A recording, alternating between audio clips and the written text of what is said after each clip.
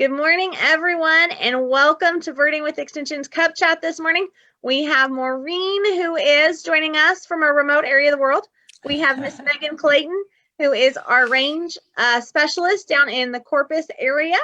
And I'm sitting at home this morning. I hate to, steal everyone's thunder, but I am about to head off to National Wool Judging Contest. So I'm so proud of my kids and thought I might share that, not all I do is birding, and so that's kind of a cool thing that I get to do, and my kids have qualified for the National Wool Judging Contest, so we're headed off to that here in a couple of days. So that's why after Rio Diablo Birding Camp, you have really not heard from all of us because we've been moving in 100 different directions. So anyways, happy Wednesday morning. We are sorry we're late. Computers had to update this morning and did not give us a firm notice that that was going to happen, but we're excited to welcome our special guest, Megan Clayton. And really quickly, Maureen, I know I'm going to be going completely out of order, but I know you have to jump off here in a second. I will let you and Megan give a good minute commercial about the upcoming teacher workshop that y'all have going on for all of our birders who are teachers, and also all of our birders who have teacher friends. So I'll let y'all take it away. Yeah, so I won't, we are obviously kind of this is happening next week, so it's kind of too late for applications, although if somebody really wanted to come to the virtual one, we can squeeze you in. But what we're doing is a USDA grant funded teacher workshop that's about helping our agriculture teachers understand more wildlife and our biology teachers understand more agriculture through the connection of birding. And so we're using birding like Emily and I always do, but this is especially as a way for teachers to understand specific agriculture and natural resource literacy concepts all in one. And so what we're doing is the first 2 days of next week are going to be virtual classes, and then the next 3 days are going to be in person at the Welder Wildlife Refuge. And so this is a USDA grant, and so this year the workshop is free, but Megan and I have already talked about, and our partners at the Welder Foundation have already talked about continuing this in the future. So if you are interested, stay tuned, because we really hope to make this an ongoing thing. We did it last year and it was 100% virtual, but it was still super fun. And I think we've learned some things that we've tried to incorporate into this year's. And we're super excited about it. And it relates to what we're talking about today, which is why we invited Dr. Clayton to come join us. So Megan, is there anything else I forgot? Nope, you can earn a lot of continuing education credits for that. So it's a really easy way to pick up your credits and learn something really exciting and fun. Now, do you have a second virtual program coming up? We do. Thank you for reminding me that I was going to say that. That we are going to actually do that. So if you are not signed up for these dates, we're going to do a second virtual only. We won't do a second in-person workshop because trust me, y'all don't want to go to the Welder in August anyhow, but there will be a second second virtual workshop August 4th and 5th, which is also the week that we're doing something really fun for Birding with Extension that I'll let Emily announce, but the 4th and the 5th we'll run the virtual part again. So that'll be super fun. Let me say real quick, the link for that, if you want to sign up for August, it's all just the same application link, but it's wildlife.tamu.edu/teachbirds. But you can also access that off of our Birding with Extension page as well. So you can always just go, that's all on our homepage. So since Maureen kind of gave that up a little bit, that we're doing something fun the week of August 4th and 5th, is we are hosting Hummer Week, kind of like Shark Week, but it's going to be focused all about hummingbirds. You have some great fall hummingbird festivals coming up, the Rockport Hummer Celebration, I probably butchered that one. And then you also have the Davis Mountains Hummingbird Festival. So we've got some great hummingbird festivals coming up in Texas. And so we're going to be hosting Hummer Week the first week of August because it's too hot to do anything else. You'll see more information coming about that. It will be all virtual, and you can join from your couch and enjoy learning a little bit about hummingbirds in different kind of areas. So it'll be fun. More information to come about Hummer Week. But now, Megan, so sorry, back to our special is we are talking about grassland birds and talking about a little bit about how we manage birds and wildlife, birds and agriculture together, and particularly cattle. Now your degree, you come from a wildlife background, even though you're a range specialist. That's right. So kind of give us a little bit of your background and then kind of talk about how, in your opinion as a range specialist, how we make sure that both birds and our agriculture industry mesh very well, because we have to eat and our agriculture industry provides that and we enjoy the birds. So how we marry those two, how in your world we marry those two together. Sure. Yeah, I think there's no doubt that birds and cattle can go together. They can be friends. There are tons of bird species that exist and thrive on Texas rangelands. And what's important to note is that in Texas, we're a privately owned state. And so those private landowners who are managing these lands where our birds live are also trying to keep that land wild. And in order to keep that land wild, we have to maintain some sort of productivity or some profit from the place. And so raising cattle is one really great way, because cows eat a lot of grass and there's not very many birds that consume high amounts of grass. And so what cattle can do is come in and eat that grass so that it's shorter, it opens up bare ground. So birds can get in there to forage for insects, they can find seeds on the ground. And this also opens up an area that those seeds can get sunlight and germinate. So a lot of our weed species, or our forbs that are very beneficial for a lot of our grassland birds, do come up as a result of cattle grazing. So as long as you have moderate stocking rates and you rotate your cattle from time to time, the two can coexist not only very well, but can be very beneficial to each other. Right. Maureen, any thoughts on that topic? Yeah, I will add real quick. So I'm at South Texas Buckskin Brigades right now, and we are on a ranch that, has multiple uses. And yesterday when we were teaching the kids about habitat evaluation, one of the stations actually called in a painted bunting so that the students could see it. And this was in just fantastic, beautiful habitat that's, been managed here for a variety of uses, mainly for hunting, right? So this is Buckskin Brigade. So we're talking to the kids about deer, but also birds, and those things go together. Megan, maybe you can elaborate on this a little bit more, and then I'm about to have to jump off. But one of the things that I remember most when I took a range class in college was it kind of was this new concept to me that grasses are meant to be grazed. Like if you overgraze them, it's bad, right? Their roots get shallow if they're being grazed too much.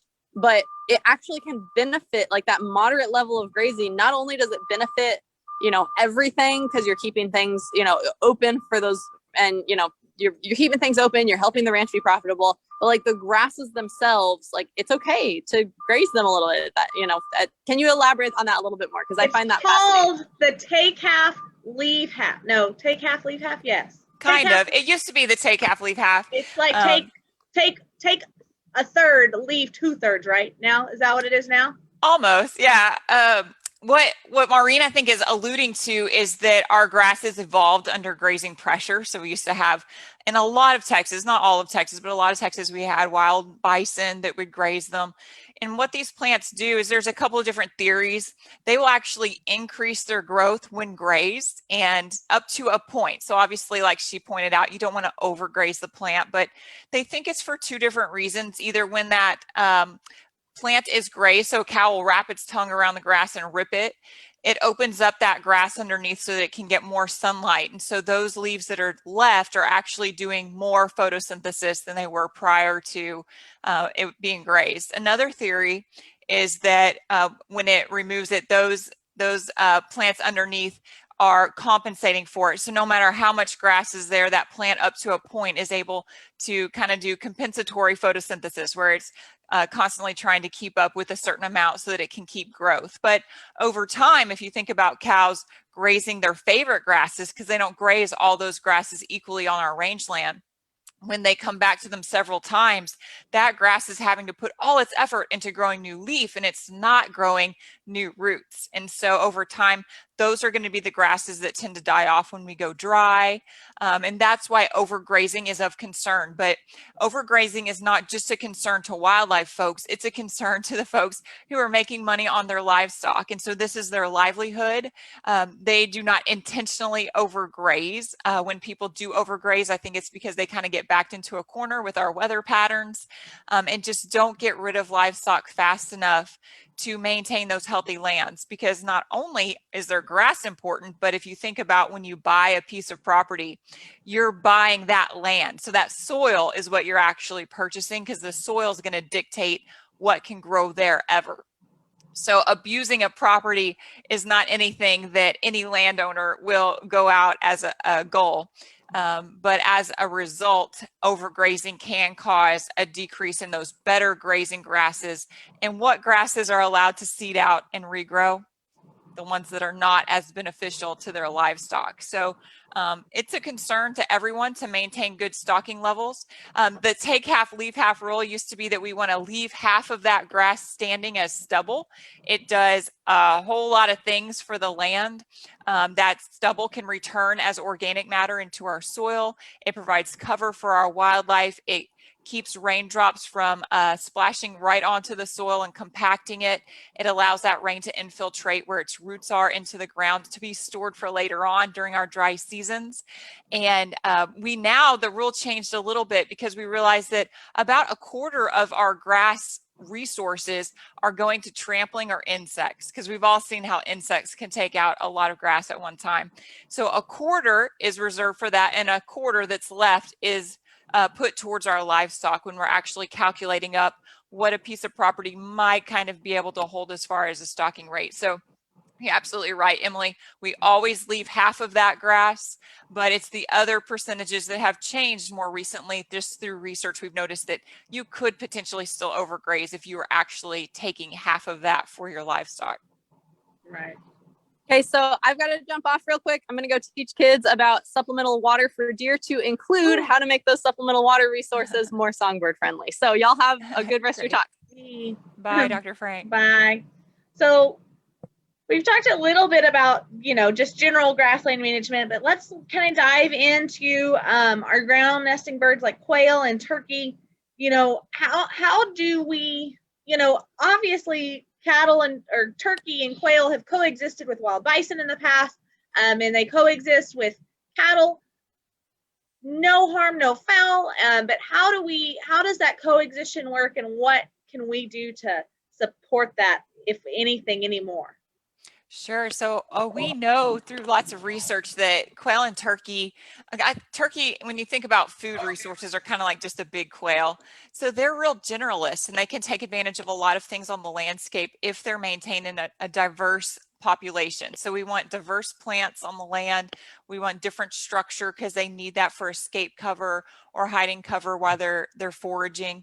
And just like we talked about earlier, the cattle are opening up these bare ground areas that is beneficial for small chicks to get in there and get those insects that are high in protein, or to find those seeds that have fallen to the ground.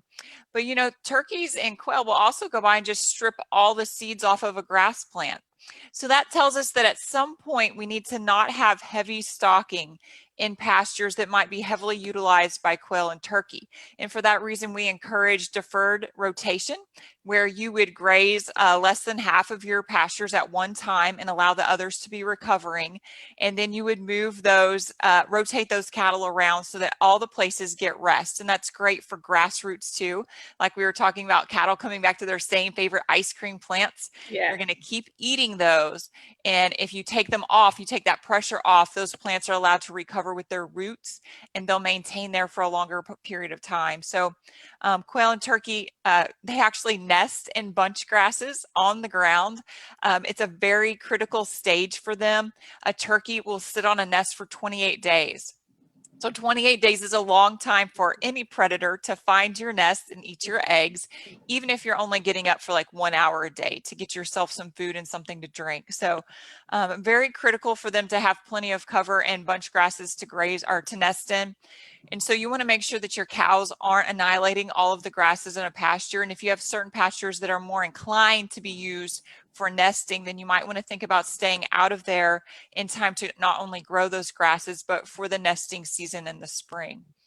Well, and that's a good point. But, talking about rotational grazing, that is a common agricultural practice that most may not understand or most not know, that a lot of ranchers already do those practices to maintain good grassland health and health of their pastures, Because like you mentioned at the beginning, this is their livelihood. Why would they not do, I hate to kind of bring up the myths, but there's lots of myths out there that agriculturalists probably aren't doing the best thing. And that's so always challenging to hear, because it is our livelihood and it is what we feed our families and we support our growing global population with. And to think that we wouldn't implement some of those best practices on a regular basis or as much as we could is, to me, kind of one of those myths that everyone needs to understand, is that we do what we can to be the best and still provide food and then feed our families with our income. So that's absolutely right. Very well said. Now, what if you're not a landowner? How can you support sustainable grazing and grassland bird habitat? Man, if you're not a landowner, support your landowners. I mean, learn about what they do, the challenges that they have. This open space in Texas that's 96% privately owned, we're all relying on this for clean air, for clean water, for open lands, for mental health. There are so many things that are on these ranchers' shoulders. And I think understanding where they're coming from and their practices is very important. Of course, there's a big movement to buy local, to know where your meat's coming from. I love that. I love that people are opening their gates to consumers to educate them more about the practices that they're doing. But I also want you to know that there are a lot of traditional or more conventional landowners who still raise their cattle very proudly. They take them to market. They do use antibiotics from time to time when those cows are sick.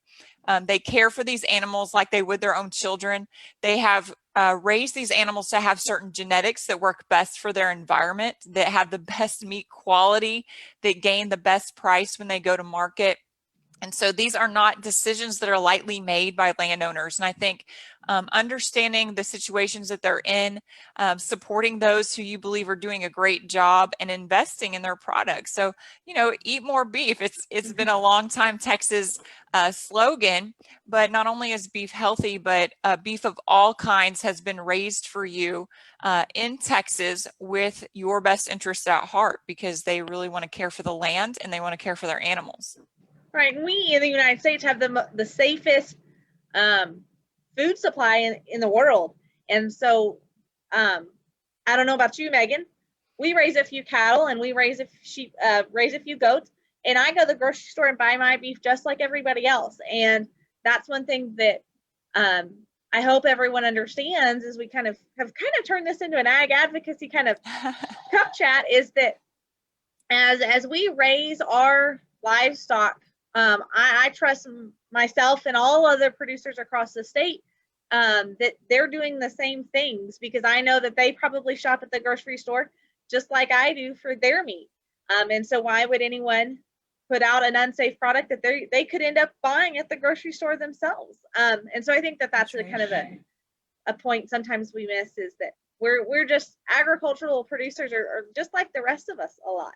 And many of us aren't, these big, a lot of agriculture isn't this big corporate type setup. Nope. Especially not here in Texas. We have a few industries that are a little bit more commercialized, but that's kind of on the top level end, not necessarily at the production level. Well, and you're right. The thing is, we're also all humans. So there's a few bad apples. So I'll openly admit that, and I'm sure Emily would too. There are some people who are not doing things the right way, or whatever you consider the right way, but the vast majority is. And there are misconceptions. Like one time in a training, I had not a landowner, an outdoor enthusiast who said, you know what, they mistreat Brahman cattle in my area because they look skinny and they look sick. Okay, Brahman cattle are skinny and they're lanky. They're built a little bit like me. They don't always look like the healthiest, fattest cattle, because that's their breed, and they're bred to do very well on very little. And so they're great for these areas that don't produce high amounts of forage. So I think there's some misconceptions that are sometimes naturally thought when people see lands or they drive by a property that maybe you don't fully understand, or maybe cows look like they're not in as good of a condition, but maybe that poor mama cow just had a baby and fed her, and she's on her way up, you know, because now the grass is greening up, she's starting to eat a lot more, and she's just in her condition.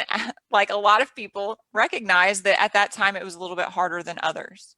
Well, and that's a great point. Think about dairy cattle and dairy goats and any sort of dairy breed that we want to look at. They always look poor. You could They feed them do. as much as you want, and genetically, they just don't look fat and fluffy. Yep. And if they look fat and fluffy, then they are very unhealthy because Right. they are so fat and fluffy that they Yeah, they're look bloated dead. or something. Yeah. Yes. So, anyways, well, Megan, any final thoughts? I know you have to wrap up to hop on something else, and we were late this morning. So, No, it's any okay. final thoughts and kind of how grasslands and birds really commingle and how agriculture can play a part in benefiting and creating this where birds and cattle coexist successfully? Well, and it's wonderful that there are backyard bird habitats. There are ways to draw birds to your land, but the vast majority of these birds are living on our private rangelands. And I think that's a good reason to understand that just because someone has cattle doesn't mean it's detrimental to the wildlife. And in fact, in many cases, if they're running moderate stocking rates or have a moderate carrying capacity long term with what they've got on their land, they're more than likely improving that property. Not to mention they have a large stake in the land. And what we would ideally like to hope, and what Extension works really hard to do, is help that land pass on successfully from one generation to another. And the only way to make that happen and not get developed is to make it profitable. And so there are a number of competing alternatives that are happening on every ranch gate that you pass by, but it is possible for people to have different goals and still maintain one similar goal, and that's to have healthy land that's going to support a diverse amount of wildlife, including birds. Right. And so, hate to throw out another plug, Megan does teach a next generation course. I think that is all online now. It's Not all online. Yep, it's all 12 online. weeks. It's called Generation Next, Our Turn to Ranch. Everyone is welcome to take it, but it's especially for new landowners or those who are inheriting land. And the registration just happens to be open right now for the August to November Good. course. So good at catching a good PR plug. Okay, so check out that. And if you are a new landowner or have interest in meshing your agriculture and your birding interest, check out that Next Generation Next program. I do think she should offer it free to counting agents. I'm just saying.